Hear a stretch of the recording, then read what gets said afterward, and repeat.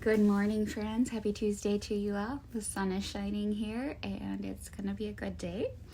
I haven't recorded in a while, so I thought I would check in and just give an update for anybody that's interested. It's been good the last couple weeks. No major bouts of depression, no major anxious moments, and anything that has come up, I've been able to work through pretty well. Nothing's really gotten me too far down in the dumps. Therapy is working. We've been talking about a lot of where some of the issues come from, where the trauma comes from, and how to work through it. We talked about how a lot of times when people go through some very traumatic things, their only goal is survival, just to get through. And when I say survival, not necessarily, like your mind goes into survival mode, even if the situation may not be life-threatening, but your body feels that way, if that makes sense. So whether it's abuse, physically, mentally, whatever it may be, you just kind of go into that mode. Or in my case, as a single mom with a lot of medical, I don't know how else to put it, co-parenting problems. It's not an easy thing, and your body just is like, I just got to get through this. And so you pick up these things that aren't necessarily the healthiest just to get you through, and for me, that's kind of where the self-harming happened, because I just didn't know how to deal with that moment any other way. I've talked about how I immediately knew as soon as I did it that was not the way to do it. I haven't done it since. I haven't, had any other issues. But what I want to talk about today is trauma and what it can do to a person, and what happens when you finally let go of that trauma. For me, I think I've alluded a lot in my posts where some of my stuff comes from. Obviously, having cancer at 30 was very traumatizing. But then there's other stuff too that I don't like to talk about a lot because A, it's painful. B, people always roll their eyes at me like, really, Laura? And nobody wants to hear about it anymore. So I kind of had to shove it all down.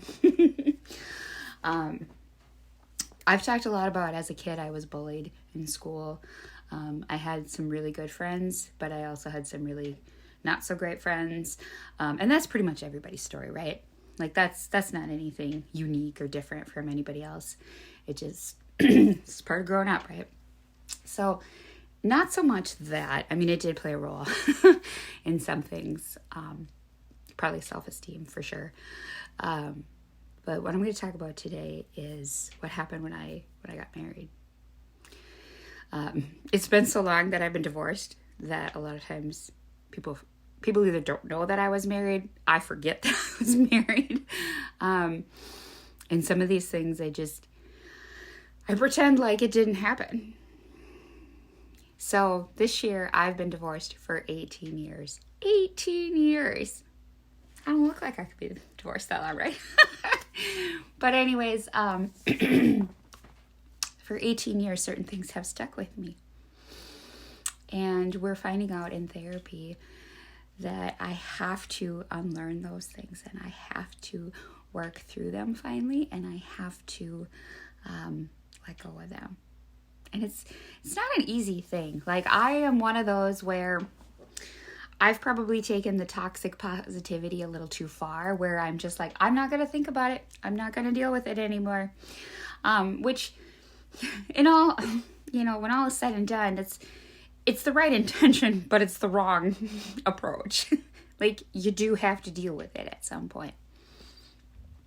And one thing that I finally talked about was how I dealt with getting through that and what stuck with me out of that. My ex-husband was not a bad person per se. If you met him on the street today, you'd be like, he was married to you, Laura? What? He's not a bad guy. I don't want to talk badly about him. It's about what happened together, the situation. What happened was there were some times where he abandoned me. We lived in North Minneapolis, which for a girl that had never lived anyplace else other than white suburbia, I didn't know any better. And it was pretty scary at times. And we were not welcomed in that neighborhood, let me tell you. So, and I'm not dissing Minneapolis by any means. I'm just saying at the time where we lived was not a good place. It was not for us. And we should have known better. We should have done our research. But that's a whole nother story. So the big thing that happened during our marriage was he didn't want to work. Like, he was having a hard time finding direction and staying employed. And that happens to lots of people, right? And this isn't his story. This is my story. The big thing that really caused all kinds of trauma for me was being left alone, in that neighborhood where it wasn't a weekend without gunshots. It wasn't a daily, it wasn't a day without some daily drug deal happening at the neighbors. It wasn't, you know what I mean? Like, there was a lot of crime around us. And my husband at the time was never around to see that. And so that's where the gaslighting started. I would talk to him about it, and I would talk about how this wasn't the area for us. The house needed a lot of work that we bought too. It was in kind of rough shape. It was a cute little house, and had it been in any other neighborhood, it would have been awesome, right?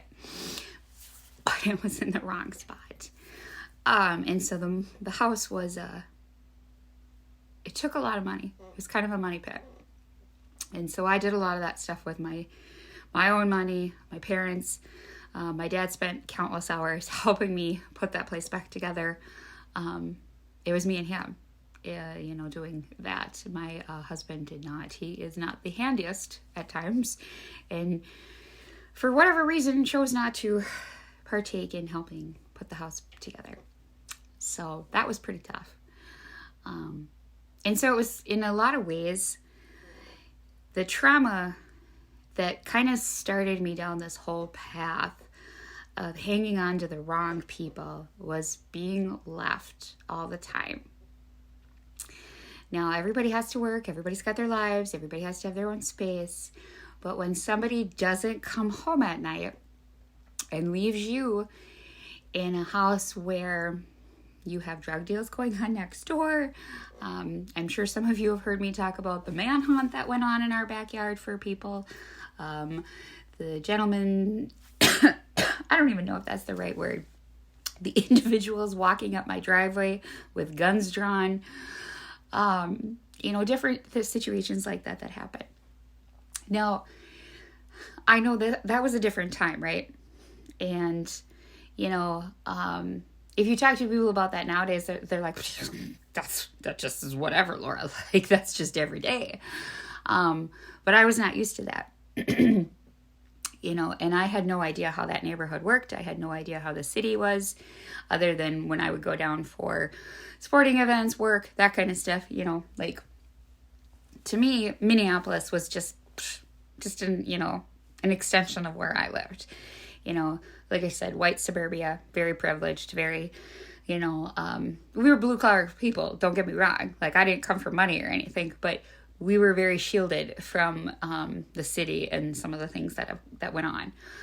So living in that was really, really hard for me and very traumatizing, because until I lived there, I didn't know what it was like to see a drug deal go down or see people draw guns at each other or things like that. I had no idea.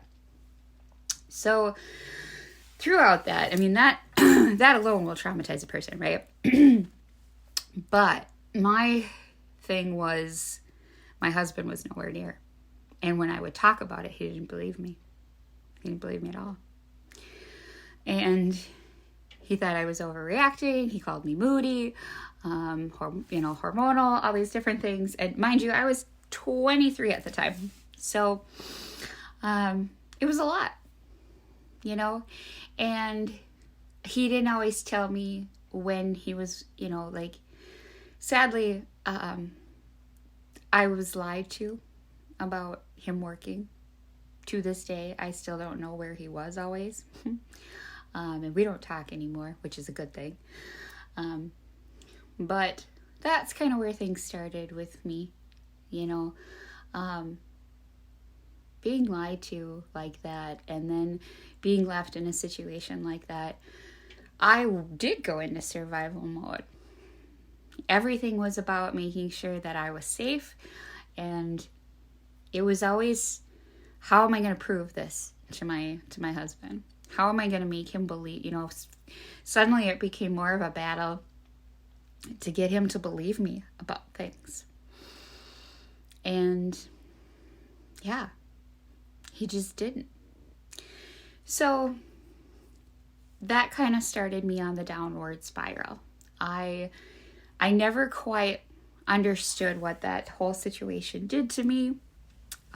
He was, besides him not believing me on things, and he had an explosive temper. And I started going into this mode of, okay, how do I say things to him without him blowing up at me? And it was really hard. So, it was a really tough time. And I'm starting to finally see, we've dug into it now. I'm finally starting to see how that was, and how it changed me, and how it changed who I was and how I handled things. And I made mistakes along the way. Absolutely, I did. I got mad. I got upset. But nothing will ever fix the fact that somebody left me, or, you know what I mean? Like, it's hard to understand why. And I'm finally starting to realize that you can't ask yourself that question all this time. You have to let it go. And you can't keep replaying that situation over and over. I got used to being treated that way. I got used to being abandoned. I got used to survival mode. Here I am 18 years later, right? And how many relationships later, right? We have the middle one that nearly killed me. And then the one with my kid's dad, which I don't like to talk about if I don't have to. But yeah, because that almost emotionally killed me. It's really hard. It's really hard to dig into these things, and it's really hard to go, oh, I get it now. I see where it started. And I don't want to sound like I'm placing blame, especially on my ex-husband. We were kids. When you think about it, when we got engaged, I was only 21. I didn't know any better. He was the third guy I ever dated, and he was my second serious relationship. Yeah, like I had no idea. And like I said, I never lived any place other than, we had an apartment in Plymouth. You know what I mean? Like, we came from white suburbia. We came from very good, like, our families were very blue collar, hardworking. I don't want to say that we weren't well to do or anything, but your average middle class people. As kids, neither one of us knew what really hard times were or anything like that. And if there were, our parents did an extremely good job of hiding all that. So, long story short here, I had to dig into all this. And trauma has a funny way of seeping into everything until you deal with it. Trauma will continue to live on in you and continue to influence your decisions and mess with all your interactions until you face it head on. And I didn't know that until recently. I try to claim that, oh yeah, I'm informed. I know what's going on. I'm working on myself. And I'm not going to say that I haven't been, but I've also been trying to block that stuff out for such a long time. And I haven't even really dug into the things that happened with the middle person because, oh my God, that was a really hard one. It took me a long time to get out of that and get out of that mindset. And someday I'll share all of that. But I wanted to take the time, to I don't know if explain's the right word, but just kind of share what happened. And I apologize for taking up so much time here, but it's healthy to share. And I encourage you guys to. Being in a relationship with somebody that continuously gaslights you, abandons you, that is so toxic. And I encourage you to get help if you've experienced these things or in something like that right now. I think it's important for people to talk about that stuff. So I just want you guys to all know how appreciative I am of you listening to me and hearing me out. Again, this is a really long one this morning. I didn't intend for it to be that long. Sorry. But I just wanted to talk about what I'm doing and what has gone on here. There's a lot to process. There's a lot to work. And I know everybody hates that word process, but it is.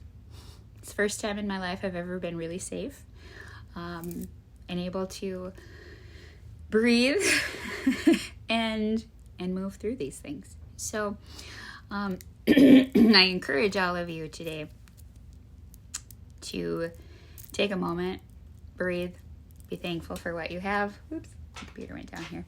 And just, work through it. Trauma doesn't have to control your life and all that kind of stuff. So I wish you all the best. I hope you have a great day, and I will post some more. Thanks.